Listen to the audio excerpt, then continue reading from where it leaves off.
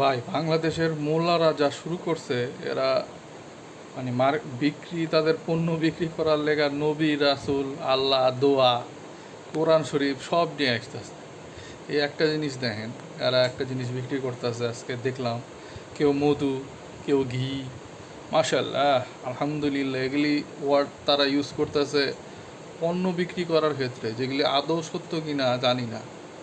হ্যাঁ, আপনি একটা আজব অ্যাড দেখলাম, এই একটা দেখেন। দোয়া ডোরবেল। রাসূল আকরাম সাল্লাল্লাহু আলাইহি ওয়াসাল্লাম ঘরে প্রবেশ করতে এবং বের হওয়ার সময় বেশ কিছু দোয়া পড়তে বলেছেন ঘরের নিরাপত্তা এবং বারাকার জন্য। আমরা অনেক সময় ঘরে ঢুকি এবং বের হই, কিন্তু দোয়া পড়তে ভুলে যাই। এই দোয়া ডোরবেলটি আপনার দরজার উপরে লাগানো থাকলে দোয়াগুলি আপনাকে স্মরণ করিয়ে দেবে। توكلت على الله اللهم ادخلنا الجنة।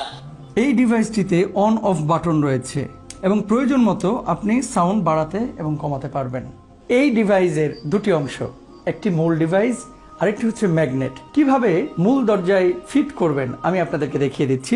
প্রথমেই এখানে যে স্টিকার আছে, এই যে তারা এই দোয়া ডোরবেল, মানে আপনার দোয়া পড়া লাগবে না, দোয়া পড়ব মেশিন।